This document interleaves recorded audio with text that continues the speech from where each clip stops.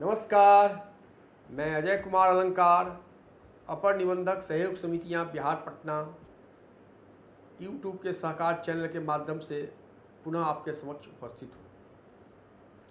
विगत 2 अंकों से मैं एक नया विषय राष्ट्रीय सहकारी नीति 2025 पर आपसे विमर्श कर रहा हूँ। विगत प्रथम अंक में मैंने राष्ट्रीय सहकारी नीति 2025 की भूमिका का उल्लेख किया था और विगत द्वितीय अंक में मैंने भारत सरकार के उन पहलों की चर्चा की थी जो भारत सरकार ने जुलाई 2021 में एक पृथक सहकारिता मंत्रालय के गठन के बाद सहकारी समितियों के सुदृढ़ीकरण के लिए उठाया था। इस अंक में मैं आपसे राष्ट्रीय सहकारी नीति 2025 के विज़न, मिशन और उद्देश्य की चर्चा करूँगा। हमें यह समझना होगा कि राष्ट्रीय सहकारिता नीति यह एक महत्वपूर्ण दस्तावेज है जो सहकारिता को अर्थव्यवस्था के एक वैकल्पिक मॉडल के रूप में उपस्थित करता है। इस दस्तावेज की गहन अध्ययन की जरूरत है। सतही तौर पर यह एक सामान्य दस्तावेज सा प्रतीत होता है, परंतु हम गहन अध्ययन करेंगे तो इसमें हमें जानकारी मिलेगी कि यह किस तरह से एक विकसित भारत के संकल्प को पूरा करने का एक विजन डॉक्यूमेंट है।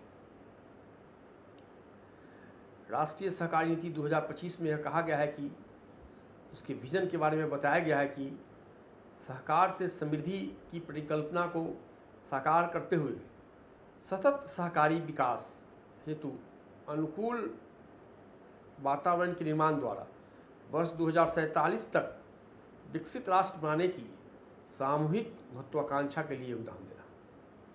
सतत सहकारी विकास, सस्टेनेबल कोऑपरेटिव डेवलपमेंट पर जोर दिया गया है। हमें जानना चाहिए कि जब हम प्लानिंग कमीशन द्वारा जो विभिन्न पंचवर्षीय योजनाओं को लागू किया जाता था तो उसमें भी केंद्र सरकार की चिंता थी कि सस्टेनेबल डेवलपमेंट कैसे हो, सतत विकास कैसे हो।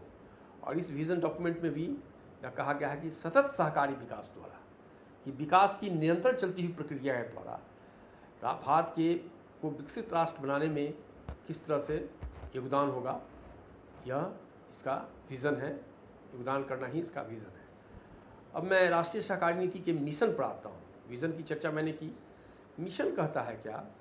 राष्ट्रीय सहकारिता नीति 2025 का मिशन सहकारी आंदोलन को जमीनी स्तर पर मजबूत और सक्षम करने के लिए एक सक्षम विधिक, आर्थिक और संस्थागत संरचना का सृजन करना तथा सदस्यों द्वारा उत्पादन को बढ़ावा देने के लिए सहकारी उद्यमों को पेशेवर रूप से प्रबंधित, पारदर्शी, तकनीक संपन्न, जीवंत और जिम्मेदार आर्थिक इकाइयों के में रूपांतरित होने में सहायता करना है। देखिए, विज़न तो मैंने आपको बताया और मिशन यह है कि जो कोऑपरेटिव सोसाइटीज़ हैं उनको इस तरह की इकाई के रूप में डेवलप किया जाए जो वे टेक्नोलॉजी फ्रेंडली हो और प्रोफेशनलिज्म के द्वारा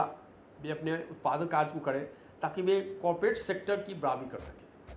माननीय सहकारिता मंत्री ने जब इस लोकार्पण किया था सहकारी नीति को तो उन्हें इस बात को जोर दिया था कि हम सहकारी क्षेत्र को कॉर्पोरेट सेक्टर के बराबरी में लाना चाहते हैं हर दृष्टि से, और जो मिशन है वो इस बात की स्पष्ट चर्चा करता है। मैं अब आगे बढ़ता हूँ। राष्ट्रीय सहकारिता नीति 2025 के मिशन की प्राप्ति के लिए 6 रणनीतिक स्तंभ चिन्हित किए गए हैं।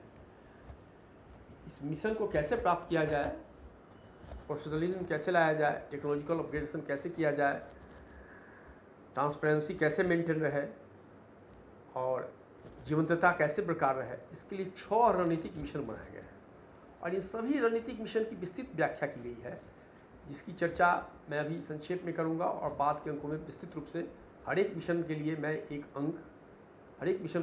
अंक समर्पित करूंगा। तो जो 6 मिशन हैं मैं उनकी चर्चा कर देता हूं। जो 6 मिशन निर्धारित किए गए हैं, 6 रणनीतिक स्तंभ निर्धारित किए गए हैं मिशन के अंतर्गत, मैं उनकी आपसे चर्चा करता हूं। तो पहला रणनीतिक मिशन, रणनीतिक स्तंभ है नींव का सशक्तिकरण, दूसरा है जीवंतता को प्रोत्साहित करना, तीसरा है सहकारी समितियों को भविष्य के लिए तैयार करना, चौथा है समावेशिता को बढ़ावा देना और पहुंच का विस्तार करना, पांचवा है नए और उभरते क्षेत्रों में विस्तार, और छठा है सहकारी विकास के लिए युवा पीढ़ी को तैयार करना। सारी राष्ट्रीय सहकारी नीति 2025 की राष्ट्रीय सहकारी नीति इन्हीं 6 रणनीतिक स्तंभों के अंतर्गत घूम रही है। पहला जो रणनीतिक स्तंभ है नींव का सशक्तिकरण, उसके भी वह कहता है कि सहकारी आंदोलन की नींव को और भी मजबूत करना है, नींव को ठोस आधार प्रदान करना है। दूसरा जो जीवंतता को प्रोत्साहित करना मिशन का स्तंभ है, रणनीतिक स्तंभ, उसमें कहता है कि जीवंत और आत्मनिर्भर पारिस्थितिक तंत्र का सृजन करना, कोऑपरेटिव के लिए जीवंत और आत्मनिर्भर पारिस्थितिक तंत्र इकोसिस्टम का सृजन करना है। तीसरा जो है सहकारी समितियों के लिए भविष्य तैयार करने की बात है, उसमें कहता है कि सहकारी समितियों को पेशेवर और सतत आर्थिक इकाइयों के रूप में रूपांतरित करना है, professionalism and sustainable production unit के रूप में ट्रांसफॉर्म करना है उसको। फिर जो चौथा रणनीतिक स्तंभ है समावेशिता को बढ़ावा देना और पहुंच का विस्तार, उसके अंतर्गत सहकार आधारित समावेशी विकास और सहकारी समितियों को जन आंदोलन के रूप में प्रोत्साहित करना है, इसको एक पब्लिक मूवमेंट बना देना है। पांचवा है नए और उभरते क्षेत्रों में विस्तार, इसके अंतर्गत सहकारी समितियों को नए और उभरते क्षेत्रों में विस्तार को प्रोत्साहित करना है ताकि वे नए क्षेत्र में प्रवेश कर सकें। और कितने नए क्षेत्र चिन्हित किए गए हैं इसकी चर्चा मैं विस्तृत रूप से आपसे करूंगा, और इससे आपको पता लग जाएगा कि भारत सरकार कोऑपरेटिव को किन नए क्षेत्रों में ले जाना चाहती हैं और भारत सरकार की क्या सोच है। और जो अंतिम रणनीतिक स्तंभ है, छठा रणनीतिक स्तंभ, सहकारी विकास के लिए युवा पीढ़ी को तैयार करना, उसमें कहा गया है कि युवा पीढ़ी को प्रेरित करना और उन्हें अनुभव आधारित सहकारी ज्ञान प्रदान करना जो ग्रामीण सहकारी परिवेश से उनके जुड़ाव को विकसित करेगा। युवा पीढ़ी को प्रेरित करना सहकारी आंदोलन में भाग लेने के लिए और उन्हें अनुभव आधारित सहकारी ज्ञान, एक्सपेरिमेंटल लर्निंग प्रदान करना जो ग्रामीण सहकारी परिवेश से उनके जुड़ाव को विकसित करेगा। यह तो 6 स्तंभों की मैंने चर्चा कर दी। मैंने आपसे सरकारी विज़न क्या था राष्ट्रीय सहकारी नीति का, वह आपको बताया। मिशन क्या है वह की चर्चा की, 6 रणनीतिक मिशन, 6 रणनीतिक स्तंभ, और मैं थोड़ी सी चर्चा संक्षेप में उद्देश्य की मैं करना चाहूँगा। अब जो राष्ट्रीय सहकारी नीति का जो मिशन है और जिसमें उसने 6 रणनीतिक स्तंभों की चर्चा की है, उन रणनीतिक स्तंभों को आगामी 10 वर्षों में 16 उद्देश्यों के माध्यम से प्राप्त किया जाएगा। 16 उद्देश्य चिन्हित किए गए हैं जो 6 रणनीतिक स्तंभ हैं। एक बार मैं फिर कह दूंगा कि 6 रणनीतिक स्तंभ कौन है। इन 6 रणनीतिक स्तंभ हैं नींव का सशक्तिकरण, जीवंतता को प्रोत्साहित करना, सहकारी समितियों को भविष्य के लिए तैयार करना, समावेशिता को बढ़ावा देना और पहुंच का विस्तार करना, नए और उभरते क्षेत्रों में विस्तार करना, सहकारी विकास के लिए युवा पीढ़ी को तैयार करना। सारी सहकारी नीति इन्हीं 6 स्तंभों के इर्द गिर्द घूम रही है, रणनीतिक स्तंभों को। अब इन 6 रणनीतिक स्तंभों को 16 उद्देश्यों के माध्यम से प्राप्त किया जाएगा, जिसकी चर्चा मैं आपसे आगे कर देना चाहता हूँ। पहला जो है नींव का सशक्तिकरण का जो रणनीतिक स्तंभ है, उसमें यह कहा गया है कि समयबद्ध सुधारों के माध्यम से अनुकूल विधिक और विनियामक माहौल निर्मित करके सहकारी समितियों को स्वायत्तता प्रदान करना, पारदर्शिता को बढ़ावा देना, सुगम व्यवसाय और सुशासन को बढ़ावा देना एवं उन्हें समान अवसर प्रदान करना। सहकारी समितियों के लिए अनुकूल विधिक और विनियामक सुधारों की बात करता है। तो भविष्य में हमको यदि सहकारी समिति अधिनियम को के सहकारी नीति को हम अपनाते हैं तो उन्हें हमको अपने एक्ट्स में, रूल्स में और बाइलॉज में भी परिवर्तन करके उन्हें अनुकूल माहौल देना होगा, स्वायत्ता प्रदान करना होगा, उनमें ट्रांसपेरेंसी लाना होगा और व्यवसाय के लिए अनुकूल माहौल का तैयार करना होगा। पहली बात तो यह हो गई। दूसरी बात हो गई कि अन्य आर्थिक संस्थानों की तरह उन्हें सुगम और किफ़ायती वित्त तथा समान व्यावसायिक अवसर प्रदान करना। जिस तरह से कॉर्पोरेट सेक्टर को फंडिंग की फैसिलिटी है, उसी तरह से सुगम और किफ़ायती वित्त, ऋण की सुविधा, वित्त की सुविधा, वित्तीय सहायता की सुविधा सहकारी समितियों को भी प्रदान करने की बात राष्ट्रीय सहकारी नीति में की गई है। तीसरा उद्देश्य है सहकारिता में सहकार, सहकारी संरचना का सशक्तिकरण और उनकी भौगोलिक पहुंच तक विस्तार करना। इसमें मैं आगे चर्चा करूंगा तो उसमें आप देखेंगे कि भौगोलिक पहुंच में नॉर्थ ईस्टर्न स्टेट में कोऑपरेटिव सोसाइटीज़ की एक्सपेंशन की काफ़ी चर्चा की गई है। तो मैंने पहले रणनीतिक स्तंभ जो था नींव का सशक्तिकरण, उसके अंतर्गत जो 3 बिंदु थे उसकी चर्चा आपसे की।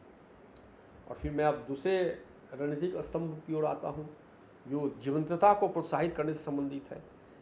इसमें कहा गया है कि सहकारी व्यवसाय इकोसिस्टम के विकास को प्रोत्साहित करना, उद्देश्य सहकारी समितियों को एक आर्थिक व्यावसायिक इकाई के रूप में कार्य करना है और वे कॉर्पोरेट सेक्टर को इसके साथ प्रतिस्पर्धा कर सके, उसके लिए एक इकोसिस्टम के विकास को प्रोत्साहित करना है। फिर आगे अंतर्राष्ट्रीय बाजारों तक पहुंच सहित बहुआयामी विस्तार को प्रोत्साहित करना तथा सदस्यों की आय में वृद्धि करना।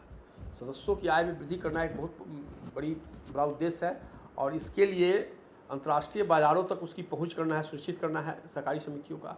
मैंने आपको पहले भी बताया है कि भारत सरकार ने अपने पहल के द्वारा एक राष्ट्रीय सहकारी निर्यात समिति का गठन किया है।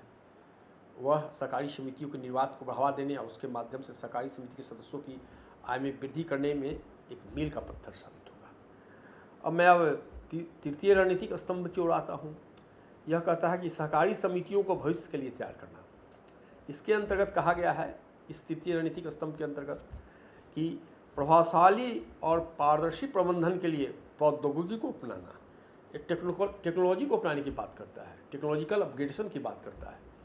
यदि आप कोई काम कर रहे हैं, कोई प्रोडक्शन कर रहे हैं, कोई बिजनेस कर रहे हैं, तो टेक्नोलॉजी फ्रेंडली होना चाहिए, उसकी बात यह कहता है। फिर इसके अंतर्गत सहकारी समितियों को सहकारी के सिद्धांतों पर पेशेवर प्रबंधित आर्थिक इकाइयों में रूपांतरित होने में सहयोग करना है।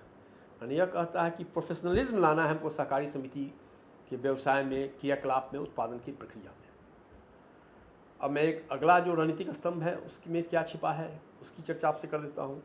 यह कहता है कि समावेशिता को बढ़ावा देना और पहुँच का विस्तार करना।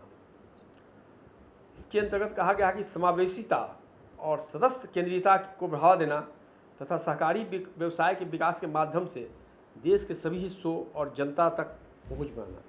मतलब कि सभी लोगों को सहकारी व्यवसाय विकास का लाभ मिल सके और अधिक से अधिक जनता तक इसकी पहुंच हो सके। फोकस किया गया है विशेष रूप से युवाओं और महिलाओं की भागीदारी को सुनिश्चित करते हुए सहकारी आंदोलन को जन आंदोलन के रूप में बढ़ावा देना। यह कहता है कि सहकारी आंदोलन को हम एक पीपुल्स मूवमेंट में कन्वर्ट करेंगे, इसका एक उद्देश्य है। एक अन्य रणनीतिक मिशन की ओर मैं आता हूँ, थोड़ी सी चर्चा फिर उस पर करता हूँ। वह रणनीतिक मिशन है नए और उभरते क्षेत्रों में विस्तार करना। इसके अंतर्गत कहा गया है कि नए और उभरते क्षेत्रों में सहकारी समितियों के विस्तार को प्रोत्साहित करना है। नए उभरते क्षेत्र क्या है, इसकी चर्चा मैं फिर अलग से आपसे करूँगा। और इसी के अंतर्गत पुनः कहा गया है कि सततता, सस्टेनेबिलिटी हेतु पर्यावरण अनुकूल आचरणों और चक्रीय अर्थव्यवस्था को प्रोत्साहित करना। सर्कुलर इकोनॉमी की बहुत चर्चा है आजकल। सर्कुलर इकोनॉमी का कॉन्सेप्ट भी लाया गया है इस नई सहकारी नीति में। सर्कुलर इकोनॉमी क्या है उस पर मैं फिर आपको आगे बताऊंगा। और एक अन्य जो रणनीतिक मिशन स्तंभ है, छठा रणनीतिक मिशन स्तंभ है, वह सहकारी विकास के लिए युवा पीढ़ी को तैयार करने की बात करता है। उधर तो पीपुल्स पार्टिसिपेशन की बात करता ही है कि जन आंदोलन बना देंगे इसको, और दूसरी बात करता है सहकारी नीति यह कहता है कि नहीं, युवा पीढ़ी को हम प्रोत्साहित करें कि सहकारी विकास में वो अपना योगदान दे सकें। और इसके लिए अंतर्गत कहा गया है कि युवाओं, विशेषकर ग्रामीण और अर्ध शहरी क्षेत्रों के युवाओं को सहकारी उद्यमों में दीर्घकालीन करियर अपनाने के लिए प्रेरित और प्रोत्साहित करना। अभिप्राय है कि हमारे जो युवा हैं, पढ़े लिखे युवा हैं, वह सहकारी क्षेत्र में उद्यम में अपना कार्य करें, सहकारी स्टार्टअप शुरू करें। यह इसके लिए मार्गदर्शन करता है। कितनी बड़ी बात है कि हम सहकारी स्टार्टअप की बात कर रहे हैं। आगे फिर इसी में कहा गया है कि मानकीकृत उच्च कोटि सहकार केंद्रित पाठ्यक्रमों के विकास को प्रोत्साहित करना और प्राधिकृत विषय वस्तु का निर्माण करना। युवा कोऑपरेटिव एजुकेशन को भी डेवलप करने की, उसके अपग्रेडेशन की और सहकार फ्रेंडली सिलेबस क्रिएट करने की बात करता है। फिर आगे कहा गया है कि सहकारी क्षेत्र में युवाओं और महिलाओं के कौशल विकास और कौशल बढ़ाने वाले इकोसिस्टम को बढ़ावा देना। कौशल विकास की बात करती है राज्य सरकार, करती है केंद्र सरकार, करती है। कौशल विकास केंद्र स्थापित किए हैं। राष्ट्रीय सहकारी नीति युवाओं और महिलाओं में सहकारिता के माध्यम से कौशल विकास को बढ़ावा देने की भी बात करता है। एक महत्वपूर्ण पहलू है। एक अन्य विषय है सहकारी क्षेत्र में कार्यरत लोगों को अंशकालिक विषय विशेषज्ञ, पार्ट टाइम रिसोर्स पर्सन, उत्कृष्ट शिक्षकों, अनुदेशकों, प्रशिक्षकों और अतिथि संख्याएँ की पर्याप्त संख्या में उपलब्धता सुनिश्चित करना। और कहता है कि सहकारी क्षेत्र में जब हम इतना चेंज लाएंगे तो प्रॉपर ट्रेनिंग देने के लिए हमारे पास रिसोर्स पर्सन होना चाहिए ना। तो उसी को कहता है कि सहकारी क्षेत्र में कार्यरत लोगों को अंशकालिक विषय विशेषज्ञ, शिक्षकों, अनुदेशकों, प्रशिक्षकों और अतिथि संकाय की पर्याप्त संख्या में उपलब्धता सुनिश्चित करना, ताकि जो सरकारी क्षेत्र में कार्यरत लोग हैं उनको पर्याप्त ट्रेनिंग का अनुभव दिया जा सके। इसीलिए जो हमारे यंग ऑफिसर्स हैं, किसी भी विंग को हों, एडमिनिस्ट्रेटिव विंग के हों, ऑडिट विंग के हों, या और जो BCO हैं, ऑडिटर हैं, यदि इंटरेस्टेड हो तो उन्हें अपना सहकारी ज्ञान, सहकारी डिग्री को अपग्रेड करना चाहिए, क्योंकि सहकारी क्षेत्र में प्रशिक्षण की बहुत ही विस्तृत संभावना है। यह बात मैं बार बार बोलता हूँ। अब मैं अगले विषय पर आता हूँ। यह कहता है